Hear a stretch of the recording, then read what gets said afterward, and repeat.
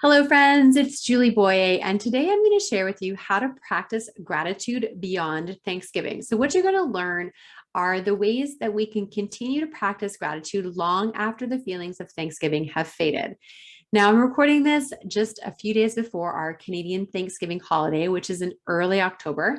I know for our American friends that comes much later in the season. However, whether you're participating in Thanksgiving or not, what I'm going to share with you today is something that you can start doing today and keep those feelings of Thanksgiving going year round. So before I get into the different tips, I want to just catch you up a little bit about who I am and why gratitude is so important to me. So I'm Julie Boye. I am the founder of Wake Up with Gratitude.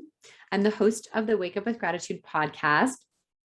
And I've been an intuitive business and health coach for more than 15 years. I'm also a landscape photographer and sunrise lover. I absolutely love to wake up and watch the sunrise and catch it with my camera, which is my phone. I take all my photos with my smartphone. I am the author of a book called 30 Days of Gratitude, and I live on Vancouver Island. It is off the west coast of Canada. I'm married. My husband, Dan, and I have been married for over, 11 years now. And we just celebrated our champagne anniversary this summer. And I have a beautiful daughter. She is 11, and we live here with our 3 pets. And I just really choose to wake up with gratitude every day. You know, a little bit about my gratitude journey. I first started practicing gratitude when I saw the movie The Secret, which was published many years ago. And I watched it and just really got inspired by starting a gratitude journal. So I started this habit of writing in a gratitude journal. And I was taught something called a gratitude intention by Bob Proctor, who was featured in that movie. And he said, you want to write in the present tense, something that has yet to manifest on the physical plane, but write as though you're already grateful for it, as if it's already happened. So I started this habit. I was writing in a journal, and like many people, for whatever reason, I stopped doing it. I don't know why. I don't know what caused me to stop writing in my gratitude journal, but I did. So what happened after that is that I kind of got away from that habit. And then in 2011, after having my daughter, going through some really difficult business challenges and all of these things, I went to a workshop with Sean Aker, and he is the author of a book called The Happiness Advantage. And what he shared in the workshop was that if you wanted to shift your mood in 21 days, he gave a number of different ways that we could do that. And one of the things was writing our gratitude. Now, what I love about what he said is that he encouraged us to write 3 things specifically that we're grateful for from that day, and then to not repeat it the next day. So your goal is to not just be kind of rote with your gratitude, but to be specific to that day. And then I added the Bob Proctor thing, which was the gratitude intention. And what I did for the gratitude intention, I started right away that night, right after the workshop, I started writing. And he had suggested, so funny, he had suggested to write it in our phone. This was in 2011, and we didn't really have smartphones. So writing a note in your phone was kind of a big deal. I actually used a tablet. I had a BlackBerry tablet, which does not exist anymore. So I started writing it right away in my tablet. I soon actually moved to writing in a journal, and I'll explain why during this presentation. But I really wanted to achieve a business goal that had evaded me for many, many years, and was one of the reasons why I'd been through some big business challenges. So amazingly, 12 weeks later, this huge business goal that had evaded me for so long came true. And I had been writing it as my gratitude intention. So I was like, this gratitude stuff really works. So the next part of my story is, I continued to do this gratitude practice. And what happened was in January of 2013, I was pregnant for a second time. I had reached 15 weeks of gestation. And at that point, you kind of assume everything is going to be okay. Now, I do suffer from endometriosis, and so that can often affect your fertility or your ability to carry a child to term. And I hadn't really considered that that might happen to me because I already had one healthy child. My first pregnancy went well, and I have a healthy child. So at 15 weeks gestation, I had a very traumatic miscarriage. I gave birth at home. The police had to break down the door. The ambulance came, took me to the hospital, and I had an emergency D&C because it was an incomplete miscarriage. And then I was sent home like an hour later to deal with all these emotions. And what's so crazy is that somehow, in some way, I wrote in my gratitude journal that night. I wrote that I was grateful that my daughter had been at daycare that day. I wrote that I was grateful that the police had been able to break down the door. And I was grateful that my husband and my best friend had been able to be there with me at the hospital. So I knew at that point that if I could find gratitude on what was then the worst day of my life, that I needed to share my gratitude with others. And that's when I wrote my book, 30 Days of Gratitude, the gratitude program that will change your life. So I spent the next 30 days writing the book. Then my sister, who's an English teacher, helped me to edit it. And the book was published only 4 months after that and became an Amazon bestseller. So that was truly the beginning of my gratitude journey. And I'm going to share other parts of my journey as we go through this, but I just wanted to give you an idea of, why for me, gratitude has been such a critical practice in my life. Now, before I go any further, I want to just acknowledge, first of all, that as I'm recording this, I want to acknowledge that I'm living on the traditional territory of the Stonemics people. This is unceded land. There are no treaties here. And so I am an uninvited guest on this land. And I want to acknowledge that, I am grateful that I have a home here. And when we look back at the origins for Canadian Thanksgiving, so I live in Canada, I'm going to speak about Canadian Thanksgiving. It was originally as a settler tradition. So it originated by some of the early settlers in Canada to thank God for safe passage for these early explorers.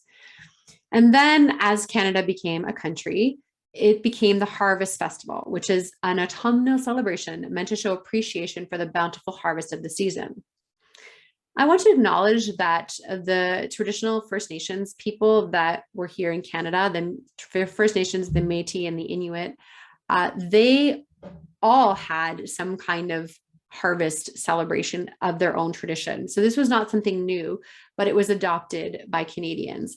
And, I understand and acknowledge that our past with First Nations, Métis and Inuit here in Canada is not good. And I'm working towards listening to truth and reconciling as best as I can as a white settler here in Canada. So whether you look at Thanksgiving as just a time to give gratitude, which is great, or whether you look at Thanksgiving as, a holiday that needs to abolish, I want us to focus on the part, which is the Thanksgiving part.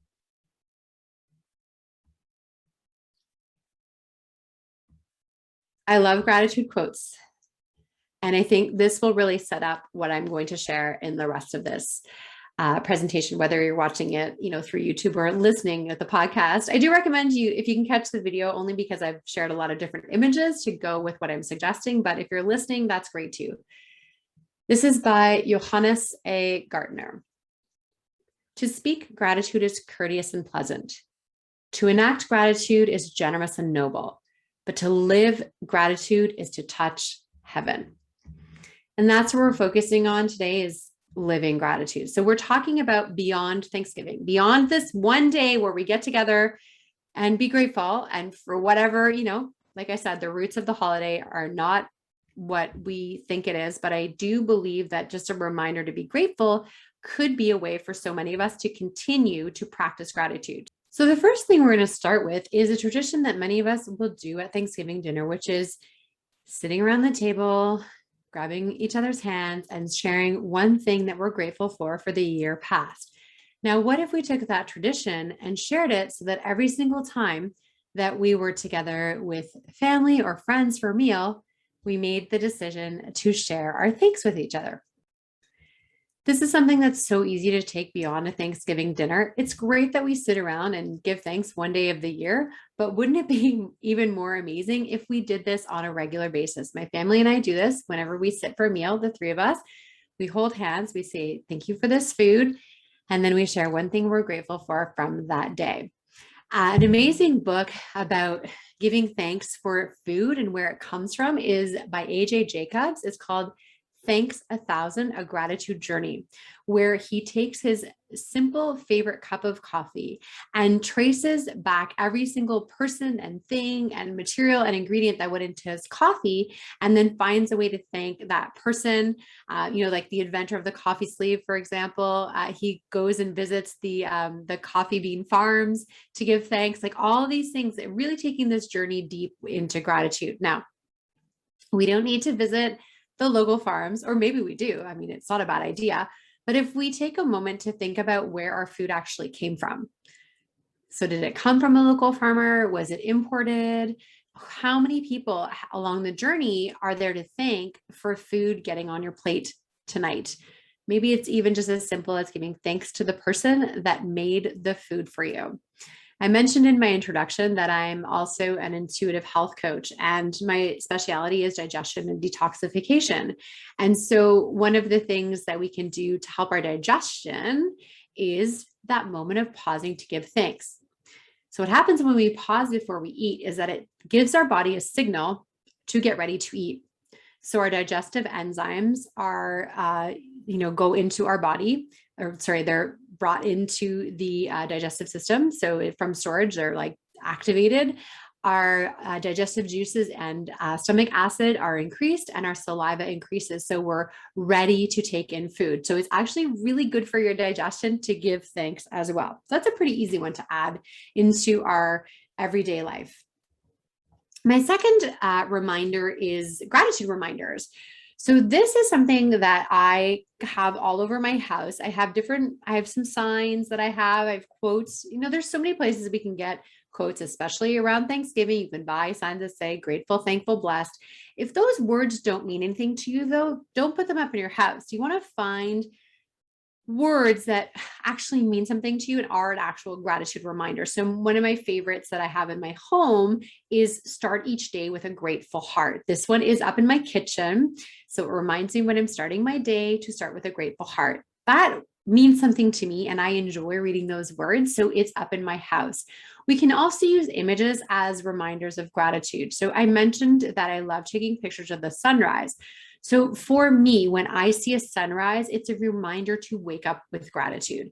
So I have many images of sunrises around my house. I even made a calendar that I sell on my website that are sunrise images, so that when I look at the calendar, it reminds me, I made it for myself, but people like it too, to just remind me to wake up with gratitude. So images of the sunrise. And then the last tip for putting gratitude reminders around your house, physical reminders, is a card. I love sending out cards, but I also love receiving cards. So in different areas of my house, I'll have cards that I've received from people, thank you cards or cards with great quotes on them, just to remind me to have physical reminders of gratitude around my house. So even in my office, in my bedroom, there are little cards in different places to remind me to be grateful. The third thing I want to talk about when we're looking at ways to be grateful beyond Thanksgiving is gratitude when driving. So you might not have thought about this one before, but should you be stuck in traffic, and maybe some of you are traveling over the Thanksgiving holidays and you will be stuck in traffic, or you're stuck in a long lineup. It's the same thing. You can use this concept there too. So I always take a moment when I'm stuck in traffic, and thankfully where I live now in Vancouver Island, it's a pretty rare occurrence, but I will take a moment and just give thanks, because I assume that everything is always working out in my greatest and highest good. So when I'm stuck in traffic, I give thanks that I'm being delayed for a reason. I'm being delayed because maybe that keeps me from getting into an accident, or maybe, there's another reason why I'm not meant to be in a certain place at a certain time. And when I arrive at the later time, it'll all work out. And sometimes we're stuck in traffic and we think we're going to be late, but we end up not being late, right? Things still work out. If you're stuck in traffic and you're not able to kind of get to that place where you feel, you feel like it's all going to work out, start with a gratitude list. So you can do this by yourself or with the people in your car, and just look around in the car itself, look around outside your windows, things that you're grateful for. So for example, I am truly grateful that I have a full tank of gas, or maybe I am truly grateful that I don't have a lot of fuel in my car, but I know that I have money to fill it back up.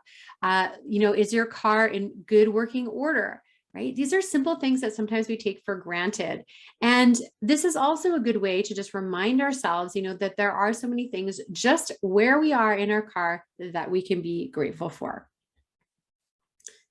The fourth idea for practicing gratitude beyond Thanksgiving is to try a 30 days of gratitude challenge. Now, this is something I did last October in 2020. Definitely a challenging year, but I feel like we're still in a challenging year a year later. So I did a 30 days of gratitude challenge, and I did this one on social media. And so what I had, and for those that are watching the video, you can see this, I have an image of a 30 days of gratitude challenge that I shared, which many people joined me on this. And it's a grid with 30 different ideas of things that you can be grateful for every day. So for example, a service person, right? So for example, thanking your mail carrier. I love when I get to see the mail carrier and just say, thank you for my mail. I'm so lucky. My new place, we have door-to-door mail. That's like amazing to me. I don't have to go to a box. A pet or an animal companion. My dog is here at my feet as I'm recording this. Something in your home. My goodness, there's so many things in our home we can be grateful for.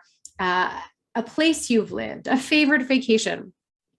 So these are all suggestions of things that you can do for 30 days of gratitude and share it on social media. Why do I recommend sharing on social media?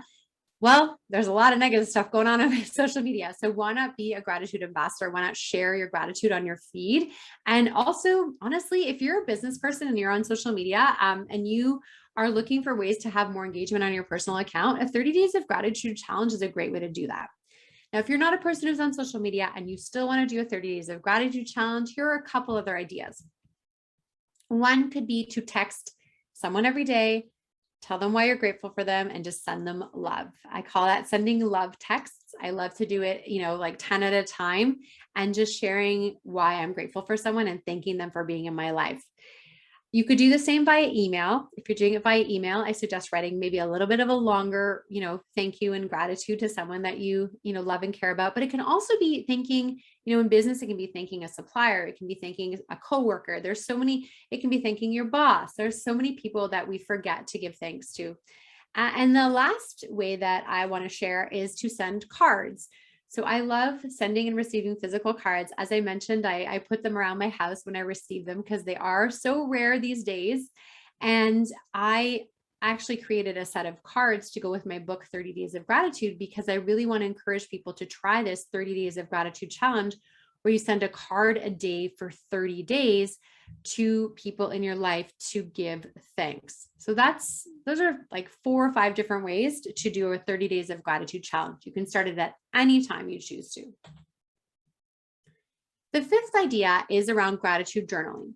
Now, gratitude journaling is a pretty traditional gratitude practice. So I just want to share a couple things to maybe add to this gratitude journaling practice. As I mentioned, being really specific for things that you're grateful for that day. So really being clear on today, what am I grateful for? And then adding that gratitude intention, as I mentioned, that I learned from Bob Proctor, which is giving thanks in the present tense for something that has yet to manifest on the physical plane. So for example, one I've been doing lately, which really is working so well, is I say every night, I say, I'm so happy and grateful for my brand new customer. And I have run several online businesses. So I'm just attracting customers into whichever business they choose to. And it's been working. I've been getting random customers a lot since I've been adding this, but I've done this gratitude intention for big things. I told you at the beginning, I did it for a big business goal. When my family and I wanted to move across Canada from Ontario to British Columbia, we set our intention, my husband and I set our intention in January 1st, 2017, that we would live in BC by the end of the year.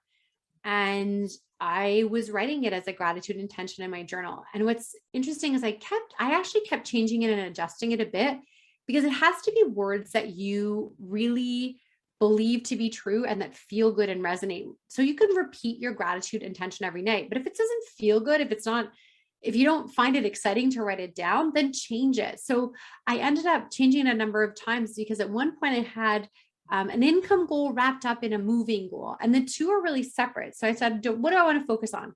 My income goal or my goal to move across the country? So I really went back to focusing on giving gratitude for living, across the country in Langley, BC, and all these things. I was pretty clear on what I wanted, and we did. We manifested it. We moved. It's crazy. It all happened in a 10-day period, but we did end up moving across the country and have been living in BC since December of 2017. Also with journaling, I mentioned that I had first started doing it on a tablet or on a phone, but I do recommend grabbing a paper and a pen. This allows your brain to think in different ways, and we use our phones so much during the day. So taking a break from your phone, either right before you go to bed or first thing in the morning, is so good for your brain. It's good for your eyes. It's good for your hands and all these things. So I recommend using a paper and pen. And then the last gratitude journaling fun strategy that I want to share, that was shared with me by a podcast guest, was to reread your gratitude out loud and then say, thank you, thank you, thank you. So I am truly grateful that I went for a walk with the dog at, Bevan Park last night. Thank you, thank you, thank you. So going back to what you've written and pausing to read out loud and give thanks to really deepen your gratitude practice. I love that. And it's one that I'm still working on adapting in my own life. So gratitude while walking or hiking. It is so easy to take for granted the ability to walk until it is taken away. So after I had a first miscarriage, I got very lucky to be pregnant again for a third time. And this time I made it to 12 weeks gestation before losing the baby. I knew that I was having a miscarriage and it hadn't quite happened yet. And, the doctor said, do you want to do the procedure again, or do you just want to go home and let, nature take its course? And I said, no, thank you. After having had a traumatic miscarriage at home, I knew what would happen if I had this, baby at home. And I said, no, thank you. Please, let's just do the surgery. So I did the surgery, and unfortunately, this time things didn't go as well. And over the next couple of days, I developed a life-threatening bacterial infection called invasive group A strep. An invasive group A strep, it causes flesh-eating disease or sepsis. And I got the sepsis kind. So I was very, very sick. In fact, I was so sick, I was begging to be put into a medically induced coma, and that's what happened. So I was intubated and put into a medically induced coma. And after a few days, thankfully, after treatment of antibiotics and 2 different courses of antibiotics, I started to, my stats started to go in a positive direction. And, of course, I'm here and I made it and I survived. But when you spend a week in a medically induced coma, you lose a lot of your muscle mass and your ability to use your muscles. So when I woke up, first, for me, that really is truly what it means to wake up with gratitude, because I woke up, right? There's no guarantee that I was going to make it. Often this invasive group A strep is fatal. And because it just happens so quickly and your organs start to shut down. So I woke up grateful, woke up thanking for the gift of another day. And I couldn't really use my muscles. It was so hard to bring a cup of water to my lips. I just couldn't even get the cup of water at my bedside to my lips. I had to ask for help. And if the call button had fallen too far on the side of the bed, forget it. I couldn't get it. So this feeling of not being able to, I had to be able to walk. I could use a walker and use the washroom on my own to be able to leave the hospital. And I was so determined to get out of the hospital. I was close to Christmas. I wanted to be home with my daughter. And, I made it home just over 48 hours after waking up from the coma. And I really forced myself to make this happen, but I couldn't walk without a walker. So I would bum scoot up and down the stairs when I got home. And so this feeling of gratitude when walking, for people that have never not had the ability to walk or move under their own power, it might be something that you've never even thought of. So while walking, I mean, just every step you take, you just say thank you. And if you're walking outside in nature, saying thank you for the nature that surrounds me, or if you're hiking, right? Looking around at nature and seeing the beautiful abundance that's around us, how nature just grows and is abundant without too much, human intervention, sometimes better without human intervention. And just this moment of total gratitude for what surrounds you. And you can do like a walking or a hiking meditation where you think about that gratitude intention that you wrote in your journal, and you just say thank you for it while you're walking. And you just visualize and imagine it coming to life. There are so many beautiful ways to practice gratitude with something that we do every day and take so much for granted. Number 7, this is a fun one that you, again, might not have thought of before. And this is not an original idea, but I heard it and adapted it. I thought it was so great. So instead of counting sheep, try a gratitude alphabet. So what this is as you're falling asleep, you're having trouble falling asleep, start at the letter A and think of someone or something that you're grateful for. And just pause for a moment. If it's a person or a thing, just pause and reflect on that thing and take a moment. And, just like when you're counting sheep, but more fun, you tend to fall asleep fairly quickly. So this is a strategy I suggested to my daughter. She was having a difficult time falling asleep and, just having negative thoughts. She struggles with anxiety and panic attacks. Thankfully, she's doing so much better. But sometimes falling asleep is a hard time for her. And we have lots of strategies for sleep, but this one is one she hadn't tried. And I recommended it to her a few nights ago. And it worked. She told me the next morning, she's like, I think I got to about letter E or F and then I fell asleep and it worked for me. Thank you. So if you're having trouble falling asleep, try a gratitude alphabet. Okay. This is, again, something that was recommended by a podcast guest, and it might seem a little strange, but working on our gratitude practice in the shower. So this guest told me that, she doesn't have any other formal gratitude practices, but she does really think about what she's grateful for while standing in the shower. Well, and we can think of just even the fact that we have hot water, running water, indoor plumbing, right? All these things that we take for granted that many people around the world have never even experienced, right? Clean water from a hot shower is something we take so for granted. So even if it's not practicing your gratitude in your head, it's just gratitude for the moment of the shower. It's can be a good place to meditate on what we're grateful for. And, something to think about in the shower as well is it might be a good time for gratitude for our body. Taking a look at our body and, looking at it in detail and giving thanks for it.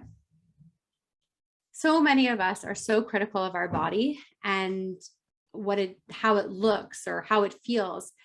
But being in the shower is a moment of total privacy where you can just feel your body and, hold your hands to your body and just be grateful for all the parts of your body.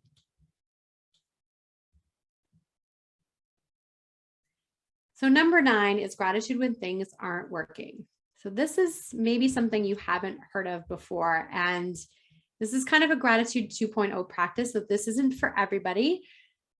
However, I know that it helps and it's something that I have used in my own life. I learned it from Melody Beattie. She has a 40 days of gratitude program that I read.